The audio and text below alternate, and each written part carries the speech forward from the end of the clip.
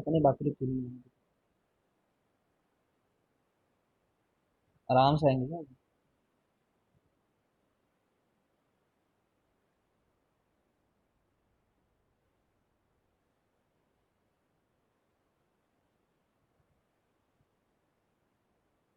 देखो, हम लोग ग्रेविटेशन चैप्टर में ना जो पढ़ते हैं, तो इसके दो डिस्टिंक्टिव पार्ट हैं इस चैप्टर के। डिस्टिंक्टिव पार्ट मतलब दोनों एक दूसरे से थोड़े अलग अलग लगते हैं हम लोग को।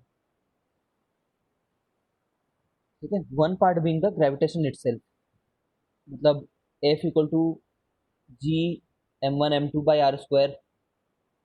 ठीक है, फिर f equal to m g, फिर एम के बारे में पढ़ना, जी के बारे में पढ़ना, यही वेट है, ये बात रियलाइज करना।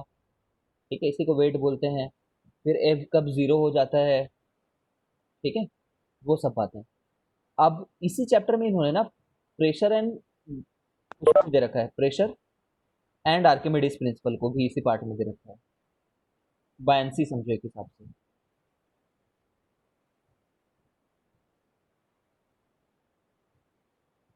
Archimedes principal. ठीक है, तो हम लोग अभी इस पार्ट में हैं। तो हम लोगों ने देखा कि प्रेशर जो है, जिसको हम लोग आज तक फोर्स अपॉन एरिया बोला करते थे, अब से उसको ना फोर्स अपॉन एरिया ना बोल करके फोर्स परपेंडिकुलर अपॉन एरिया बोला करेंगे। फोर्स परपेंडिकुलर अपॉन एरिया, ठीक है, फोर्स अपॉन एरिया नहीं बोलेंगे। क्यों? क्योंकि हम लोगों ने ये बात रियलाइज किया कि अगर मैं यहाँ पे 100 न्यूटन लगा दूं, ठीक है, और अगर ये 2 मीटर बाई 3 मीटर का या फिर 3 मीटर बाई 2 मीटर का एक प्लेट है, ठीक है, तो इसमें फोर्स कितना बोलते थे, प्रेशर कितना बोलते थे, याद करो। जीरो बोल देते थे। ठीक है, क्योंकि फोर्स, ये वाला जो फोर्स है परपेंडिकुलर है ही नहीं, तो एफ बाई ए ना बोल के एफ परपेंडिकुलर बाई ए बोल। और हमने ये भी बोला कि एफ परपेंडिकुलर को थ्रस्ट बोलते हैं। तो थ्रस्ट कोई प्रेशर वगैरह नहीं है, थ्रस्ट तो सिर्फ परपेंडिकुलर फोर्स को बोलते हैं। ठीक है, यहाँ पे थ्रस्ट कितना है, यहाँ वाले केस में जीरो है, ये है। ठीक है, बट यही चीज अगर ऐसा रहता, परपेंडिकुलर टू द सरफेस अगर हम लोग 100 न्यूटन लगा रहे होते 3 मीटर बाई 2 मीटर वाले एक में, तो वो जो प्रेशर रहता उस केस में वो 100/6 रहता। ठीक है, ये सब बातें देख रही थी। यहाँ तक किसी को कोई डाउट?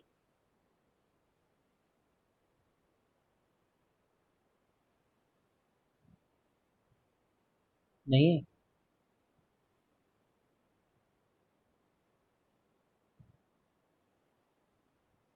आते हैं प्रेशर ड्यू टू लिक्विड पे।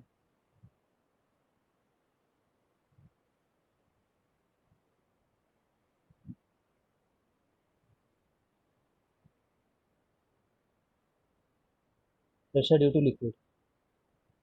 अब सोचो, एक कंटेनर है, ठीक है। अच्छा, ये कंटेनर है तो उस कंटेनर का कोई ना कोई एरिया भी तो होगा।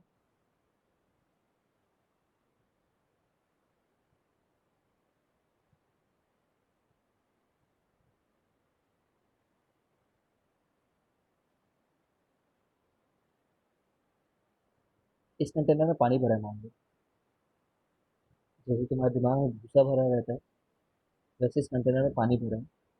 ठीक है, ये बताओ, कंटेनर के नीचे में, यहाँ पे, there is a force of water, there is a force.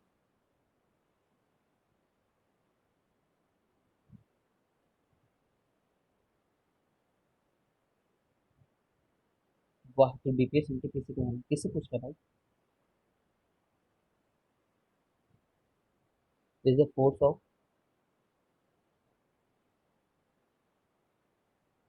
There is a force due to weight of water.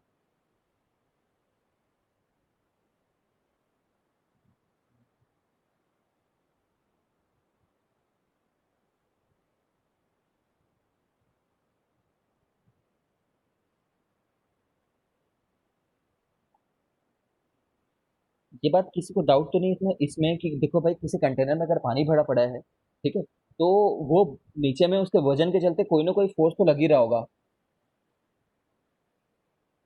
इतने में तो नहीं होगा प्रॉब्लम। तुम्हारे ऊपर कोई चढ़ जाएगा तो उसका वजन तुम्हें महसूस होगा कि नहीं?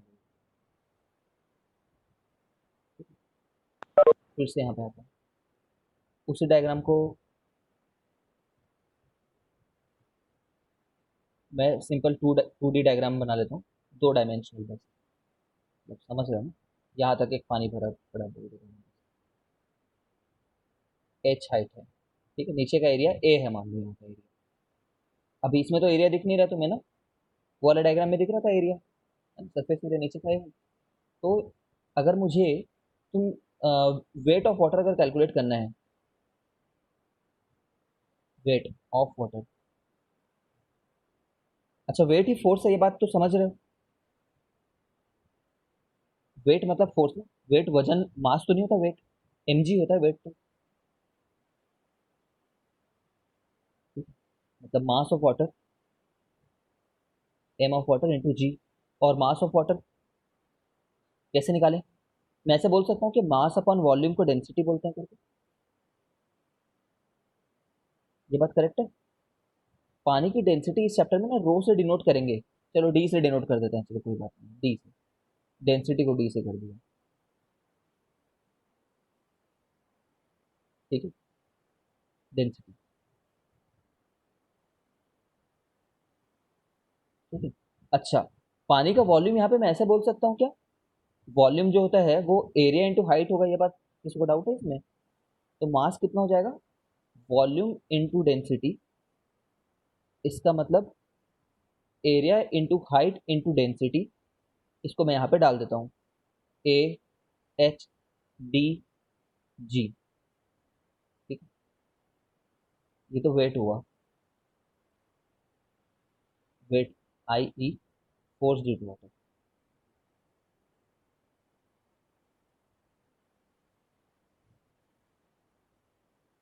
ठीक है, ओके। अब अगर मैं प्रेशर एट बॉटम निकालना चाहूँ, तो प्रेशर कैसे निकालते हैं, जो फोर्स पड़ रहा है अपॉन जो एरिया है नीचे वाला, ठीक है। तो फोर्स कितना पड़ रहा है, फोर्स जो है वो ए एच डी जी, ठीक है, अपॉन एरिया। ये एरिया तो एरिया में लिख रखा है ना, तो प्रेशर कितना हो जाएगा,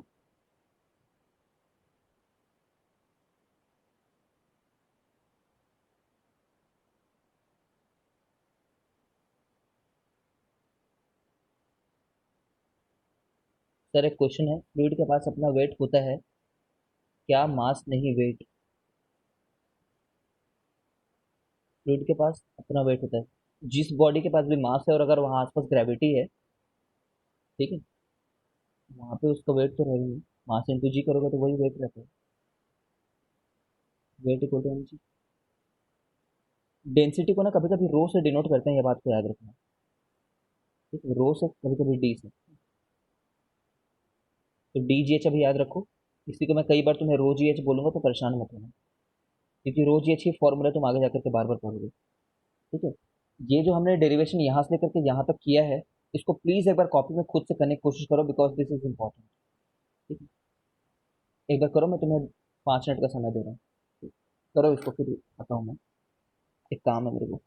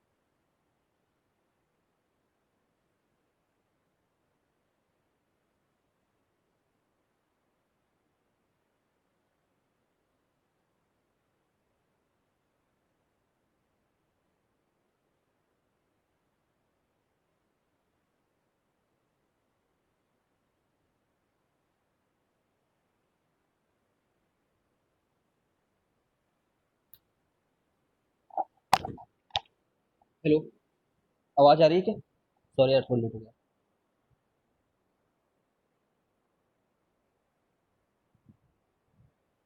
किए तुम लोग ये डेरिवेशन खुद से किए कॉपी में?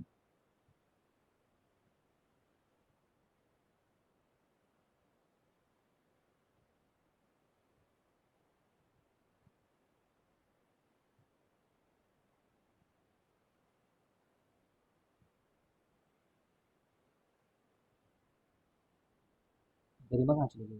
भग गई वो? ठीक, चलो।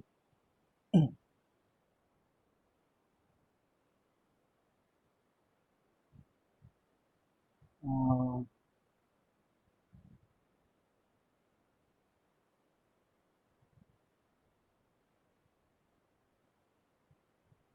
आज की क्लास में किसी को मिस नहीं करनी चाहिए। मैं तुम्हारे क्वेश्चन रीड कर रहा हूँ, क्या क्या बोल रहे हो तुम।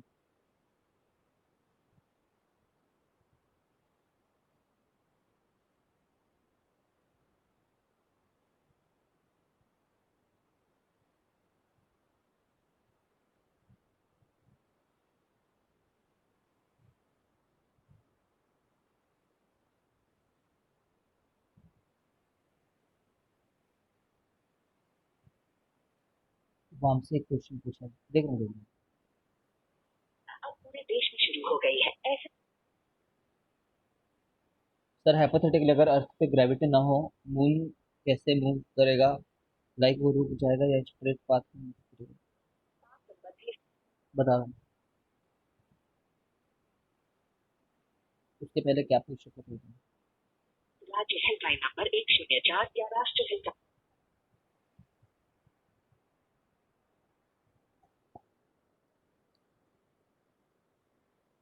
सर एक क्वेश्चन में फ्लूइड के पास अपना वेट होता है, क्या मास नहीं वेट? किसी के पास भी उसका खुद का वेट नहीं होता। Hello, hello, hello, very much.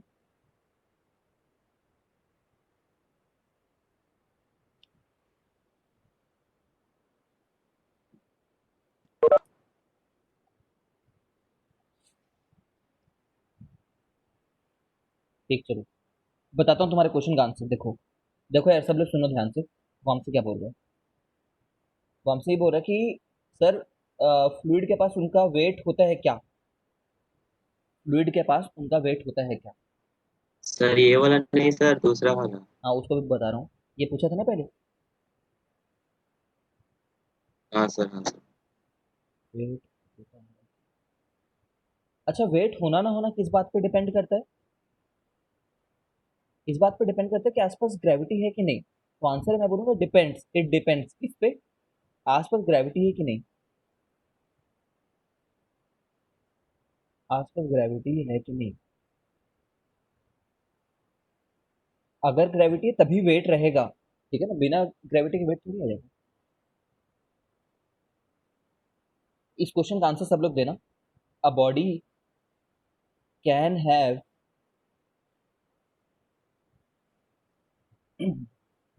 Wait without having mass.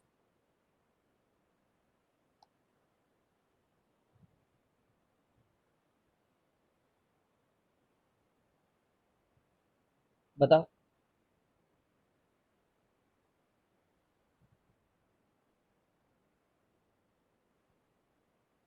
Definitely this is a false statement.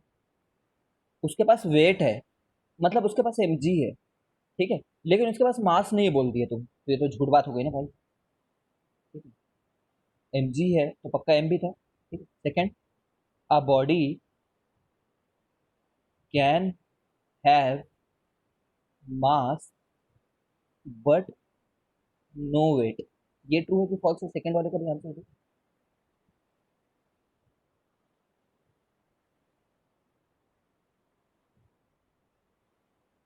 ठीक है, सेकंड वाला ट्रू है, करेक्ट। ठीक है ना, क्योंकि देखो, mg होना है, इट हैज मास बोला है, मतलब m तो है। अगर g नहीं भी रहा तो वेट नहीं रहेगा। जैसे अगर तुम्हें मैं एक दिन पकड़ा होमवर्क नहीं करके लाने के चलते और फेंक दिया मैंने छत पे, तो जो तुम्हारे छत से गिरने से पहले अगर कोई तुम्हारा वजन नापेगा ना तो जीरो निकल कर के आएगा, वेटलेसनेस रहेगा। लेकिन ऐसे थोड़ी है कि तुम्हारा मास चलेगा, मास तो रहेगा। ठीक है। Now what I was going to ask. हाँ, तुमने एक और क्वेश्चन पूछा था कुछ। फिर उसने एक और क्वेश्चन पूछा है कि सर हाइपोथेटिकली अगर अर्थ पे ग्रेविटी ना हो तो मून कैसे मूव करेगा? वो रुक जाएगा या स्ट्रेट पाथ पे मूव करेगा? फिर से सब लोग क्वेश्चन को सुनो, it's a very good question. ये अर्थ है और मून आसपास अभी तो मूव कर रहा था, पता नहीं।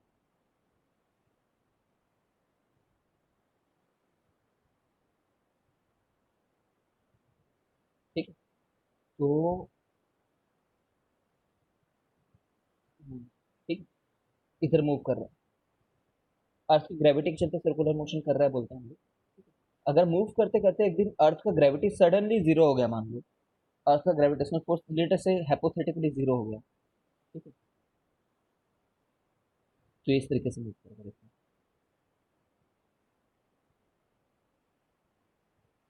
जैसे यहाँ पे था ना, ठीक है, तो इधर ही चला जाएगा। अगर यहाँ पे था तो ये इधर ही जाते जाएगा। भाई कोई खींचने वाला है ही नहीं और कोई दूसरा प्लैनेट नहीं है, ऑफकोर्स हम ऐसा मान रहे हैं।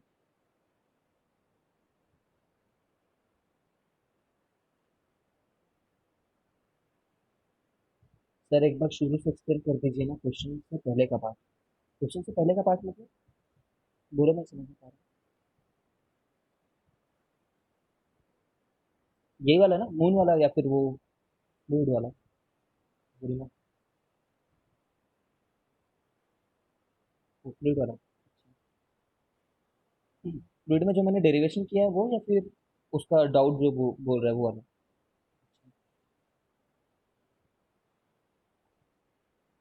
वो जो मैंने अच्छा डिराइव किया वो भी ठीक करता हूँ। ऐसे मूव करेगा, तुम्हारा क्लियर होगा क्या?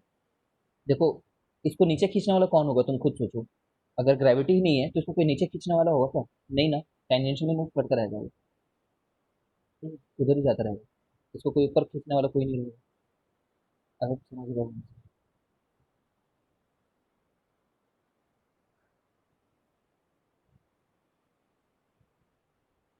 There is no other force, तो ऐसे भी होगा।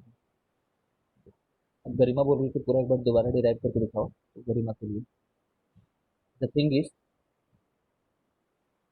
हम ये पता करना चाह रहे हैं कि बॉटम पे कितना प्रेशर लग रहा होगा यहाँ पे पानी का, ठीक है?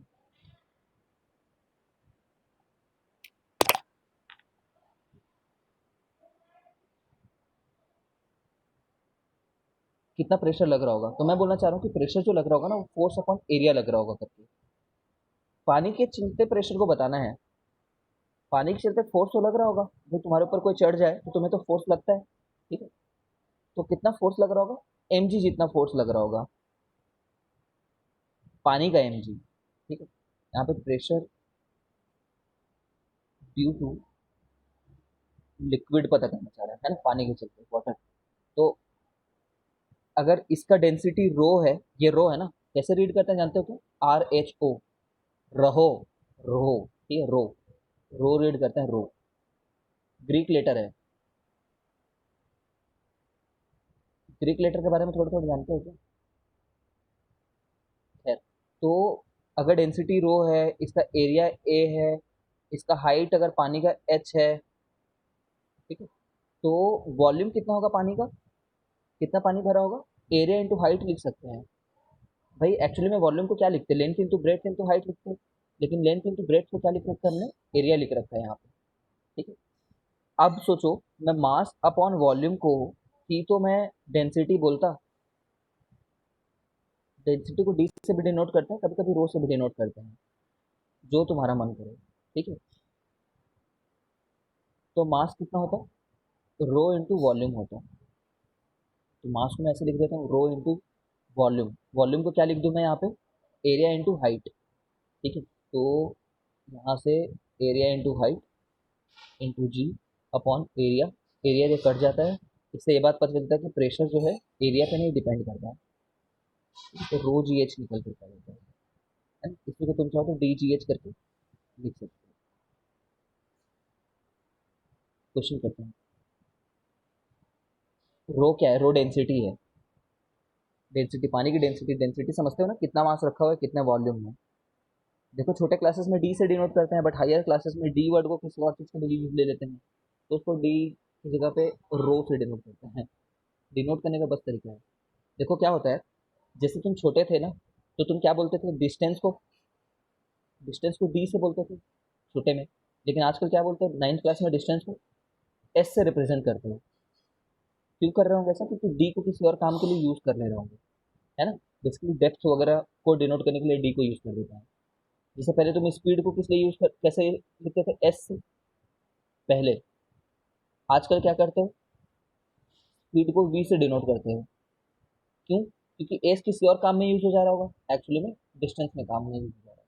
वो फॉर्मूला पड़ा है ना, S equal to V T plus half T square. ठीक है, तो जब हायर क्लासेस में जाते हैं तो जो हमारे पुराने नोटेशन है ना, उसको हम लोग चेंज करते हैं थोड़ा थोड़ा। ठीक है। बहुत सारे ग्रीक लेटर आते हैं। ठीक है। क्या नाम है इनका बताना तो।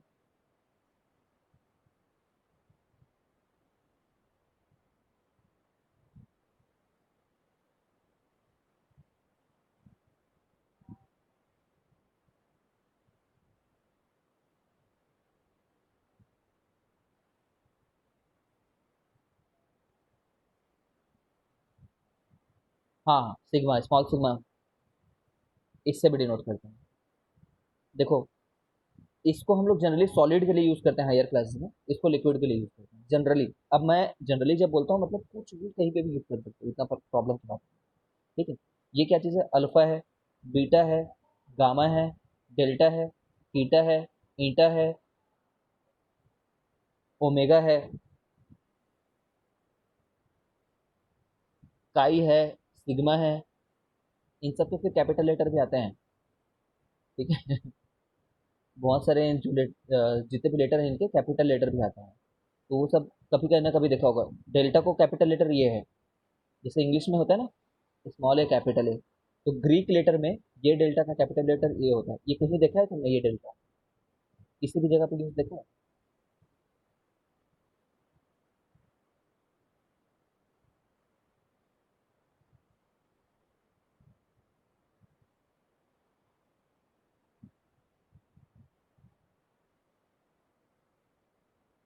और चेंज, हाँ, चेंज के लिए ट्रायंगल का भी सिंबल यही है। ठीक है, चेंज या फिर हीटिंग करते हैं।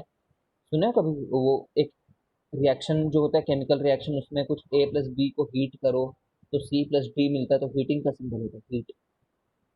हीट करने के लिए से दिखा। नोटेशन है बस, परेशान नहीं होना है। इसी में रो रहेगा कहीं ना कहीं।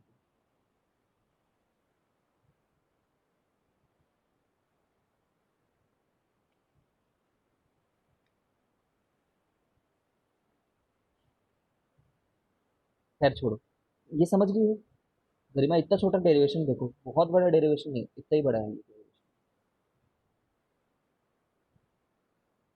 इतना प्रेशर पानी लगा रहा है नीचे में। ठीक है, तुम्हें तो फिलहाल रो जी एच याद रखना है। रो जी एच।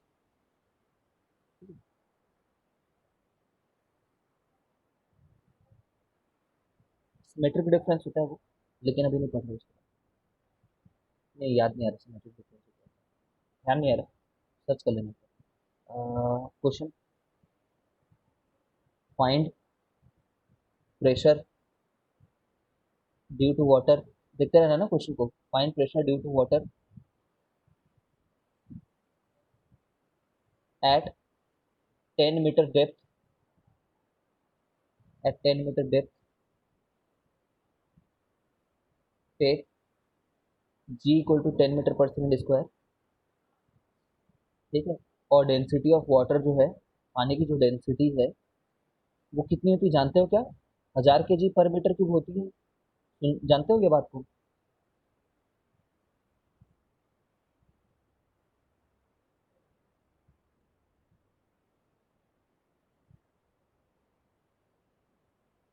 या तो 1 ग्राम पर सेंटीमीटर क्यूब बोल दो। ठीक है, जिसको 1 kg पर मीटर क्यूब भी बोल सकते हैं, सॉरी 1000 kg पर मीटर क्यूब भी बोल सकते हैं। नहीं जानते हो, कुछ बताना। 1000 kg।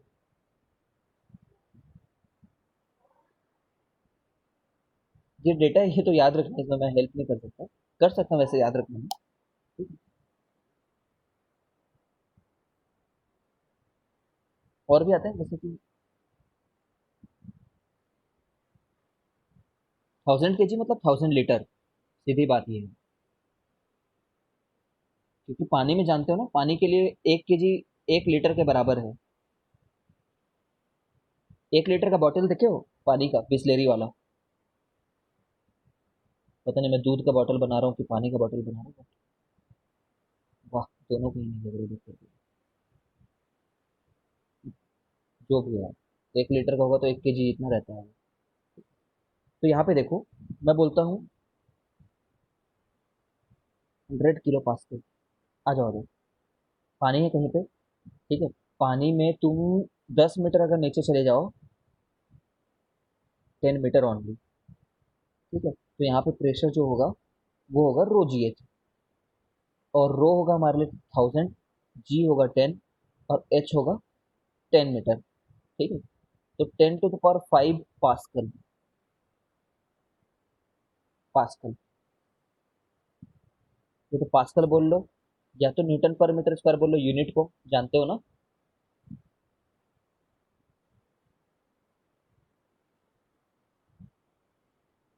अच्छा है, तुम ये बताओ कि एटमॉस्फेरिक प्रेशर कितना होता है।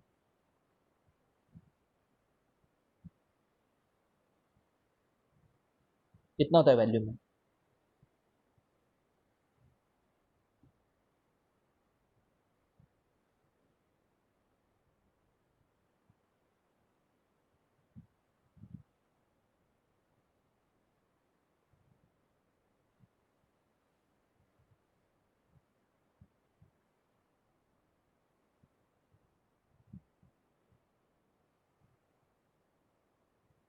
इसको भी नहीं पता है क्या।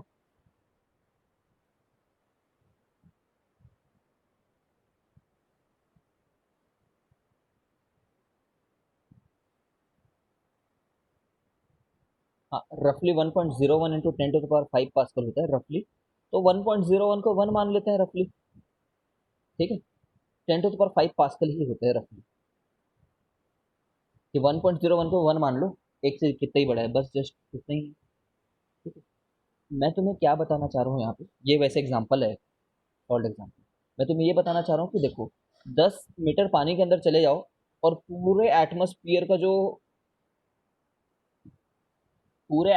में जो वो रखा हुआ है, फिर से, चाहे 10 मीटर पानी के अंदर चले जाओ, या फिर पूरे एटमोस्फियर के एयर का प्रेशर देखो, तो दोनों लगभग बराबर रहता है। ऐसा क्यों हो रहा है। ऐसा इसलिए हो रहा है क्योंकि पानी की डेंसिटी बहुत ज़्यादा है। ठीक है, पानी की डेंसिटी ज़्यादा है ना हवा से। समझो इस बात। कोई किसी को तैरना आता है, कोई गया 10 मीटर तक नीचे पानी में।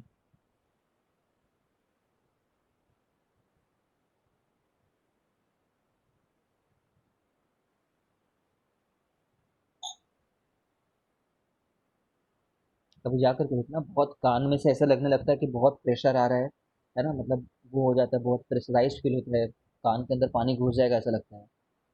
ठीक है, इससे 13 गुना ज़्यादा हो गया है कम, बिकॉज उसका डेंसिटी 13 टाइम ज़्यादा होता है।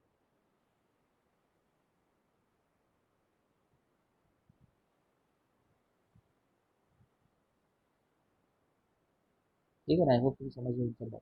प्रेशर कैसे निकाल रहे हैं, क्या हो रहा है रोज ये। अच्छा तुम यार ये बताओ,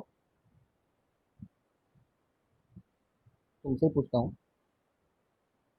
तुम नहीं पढ़ा रहा हो तो तुम नहीं पूछूंगा। यहाँ पे पानी के चलते, ठीक है,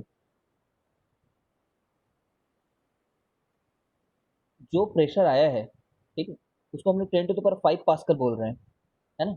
और ऊपर में हवा भी जो रखी हुई है, एयर, एयर के चलते जो टोटल प्रेशर है, उसको भी 10⁵ पास्कल बोल रहे हैं। तो यहाँ पे बॉटम में टोटल जैसे एक स्विमर होता मान लो, स्विमर है ये देखो स्विमिंग कर रहा है, या swimming, total pressure on swimmer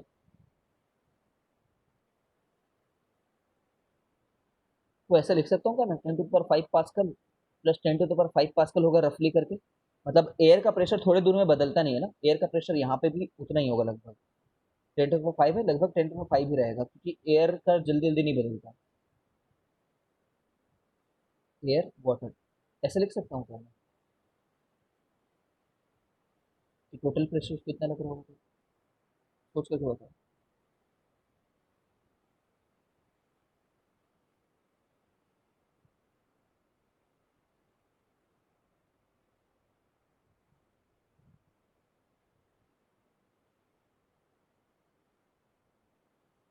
है ना, लग रहा होगा। मतलब किसी भी जगह पे तुम्हें जो प्रेशर लग रहा होता है वो सबका कॉम्बिनेशन होता है, तो नेट प्रेशर उसको इतना लग रहा होगा टोटल। ठीक है, याद रखना इस बात को। मतलब इसमें रटने का नहीं है, कॉन्सेप्ट को समझो। हाँ हाँ हाँ, so only due to difference in gravity. Vanshi Krishna बोल रहे हैं कि मून पे जो वेट होता है वो हमारा 1/6 हो जाता है ना। जैसे अगर यहाँ पे तुम्हारा वजन 600 न्यूटन है तो वहाँ पे तुम्हारा वजन 600 डिवाइडेड बाई 6 मतलब 100 न्यूटन हो जाएगा। ठीक है, तो सिर्फ ग्रेविटी के चेंज पे चलते होता है। ग्रेविटी वहाँ पे कम है, इसलिए ग्रेविटी कम है क्योंकि उसका साइज ही कम है। ठीक है, साइज कम है, मास अलग है उसका। ठीक है,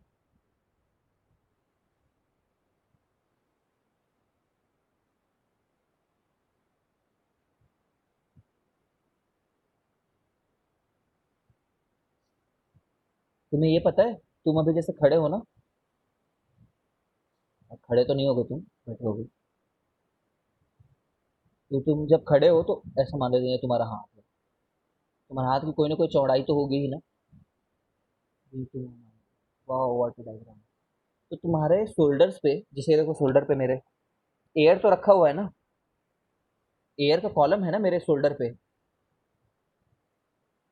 तो तुम एक बार गेस करके बताओ कि जो एयर मैं अपने शोल्डर पे रखा हूँ या फिर तुम जो रखे हुए हो, ठीक है, वो कितने वेट का होगा।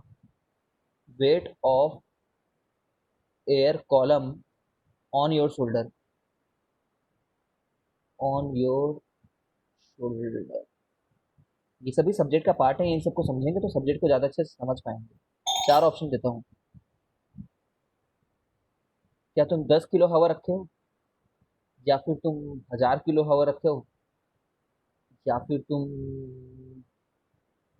100 ग्राम एयर होगा तुम्हारे शोल्डर पे टोटल ना, पूरा एटमोस्फियर भर का पूरा एयर का तुम्हें बताना है। ठीक है, ऑब्वियसली तुम्हारा जो ऊपर कहाँ तक गया होगा, एटमोस्फियर जहाँ तक है वहां तक गया होगा।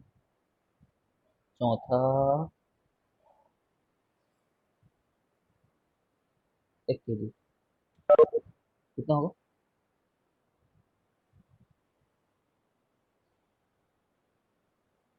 सोच के बताओ।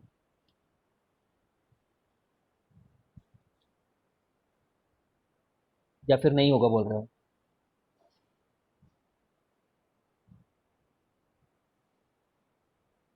वो राशि की हुई, ये ऑप्शन है।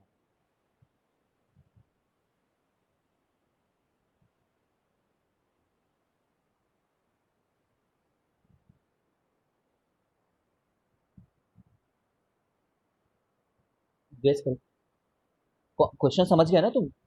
When we are standing at any place, अभी तुम अपने चाहे रूम पे हो, तुम्हारे ऊपर में एयर तो है, ठीक है, वो एयर का कितना प्रेशर होगा।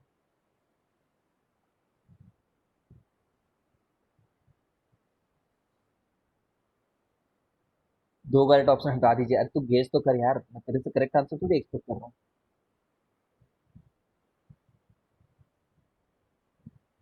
No idea. ठीक है, 1000 kg रहता है राइट नाउ। तुम अभी शोल्डर पे 1000 kg उठा करके घूम रहे हो, है ना। अब ऐसा हो सकता है 700 kg किसी के शोल्डर में आ जाए, किसी के शोल्डर में 900 kg आ जाए, तो परेशान मत हो, बट रफली 1000 kg रहता है। ठीक है, तुम्हें कभी फील होता है क्या ऐसा कि 1000 kg लेकर के चल रहे हो, एक एक्स्ट्रा स्कूल बैग डाल देते हैं 10 किलो का, तब तो रो देते हो। है ना, ऐसा होता है ना कि एक 110 kg का स्कूल बैग डाल देते हैं तो अरे बाप रे बाप चोट लगती है भाई। क्यों होता है ऐसा कि हम 1000 kg उठाने के बाद भी चिपट नहीं जा रहे हैं? चिपट, ठीक है, नहीं चिपट जाते हो, लेकिन अभी तुम्हारे ऊपर मैं और 1000 kg डाल दूं तो चिपट जाओगे। सोचो, और तब तक रिजॉइन हो।